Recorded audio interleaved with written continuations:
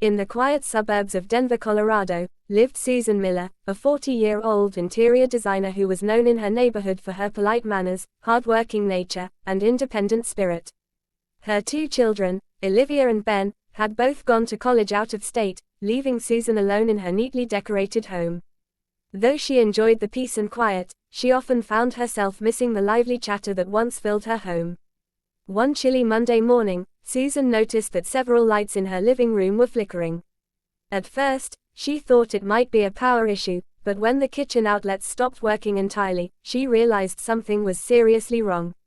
She took a deep breath and searched online for a local electrician. After reading several reviews, one name stood out: David Parker, an experienced electrician with 15 years in the business and a reputation for honesty and quality work.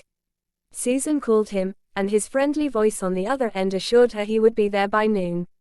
At exactly 12:05 p.m., a white service van pulled into her driveway.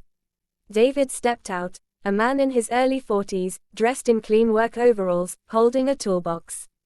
He greeted her politely. "Good afternoon, ma'am. I'm David Parker. You called about some power issues." Susan smiled warmly. "Yes. Come in, please. The kitchen outlets stopped working this morning, and the living room lights keep flickering." David nodded and walked in with his tools. As he inspected the fuse box, Susan watched quietly, admiring how calmly and professionally he worked. He explained every step, checking the circuits, replacing a faulty breaker, and tightening loose wires. It was clear he took pride in his work. As they spoke, Susan learned that David was a single father raising a teenage daughter. He worked long hours but loved his job. Susan could relate. She had raised her kids alone too after her husband passed away 5 years earlier. For the next hour, David moved around the house fixing electrical issues. Susan offered him coffee, which he politely accepted. They sat in the kitchen for a short break, sipping their coffee as snow began to fall outside. "This house feels very peaceful," David remarked. "You've decorated it beautifully." Susan smiled modestly. "Thank you. I'm an interior designer, so it's part of what I do." "No wonder," he chuckled. "It looks like something out of a magazine." That simple compliment brightened her day. She had spent so much time caring for others that she rarely heard appreciation for her own work. When David finished the repairs, he tested everything twice.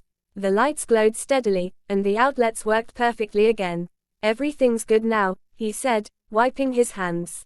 "But you had some outdated wiring. I'd recommend a full checkup sometime soon. Older homes can hide surprises." Susan nodded. "I'll definitely do that. Thank you for your honesty." Before leaving, David handed her an invoice. The amount was reasonable, in fact, less than she expected. She paid him and thanked him again. Just as he was about to step out, Susan hesitated and said, "David, if you ever need help with home design or furniture advice, don't hesitate to ask. It's on me." He smiled kindly. "That's very generous, Susan. Maybe I'll take you up on that. That small exchange marked the beginning of a friendly connection. Over the next few weeks, David stopped by a couple more times to check the rest of the wiring. Each visit brought small but meaningful conversations about life, family, work, and the little lessons one learns with age. Susan began to realize how refreshing it was to meet someone who spoke honestly and respectfully, without hidden motives or flattery. She admired David's dedication to his daughter and his humble attitude.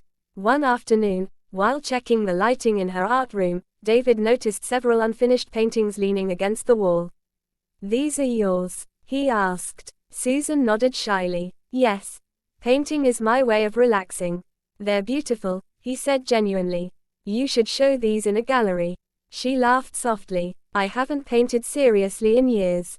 Maybe I'll start again." His words stayed with her long after he left. That evening, Susan set up her easel again for the first time in years and began painting a landscape inspired by the snow outside her window. Weeks turned into months, and David continued to do small electrical maintenance around the neighborhood, sometimes stopping by to say hello or drop off mail that had been mistakenly delivered to his address. Their friendship grew naturally, founded on mutual respect, kindness, and shared life experiences. One day, When Susan's son Ben came home from college for the weekend, he noticed how cheerful his mother seemed. "You look happier, Mom," he said. Susan smiled. "Maybe I am. Sometimes meeting good people reminds you that life can still surprise you in good ways." David eventually came by to install a new lighting system in Susan's living room, one that highlighted her paintings. When he turned on the lights, the walls glowed warmly, illuminating her artwork. "It's perfect," she said softly, admiring the effect. David smiled. "I told you, your art deserves the spotlight." Months later, Susan held a small neighborhood gathering, displaying her art for the first time.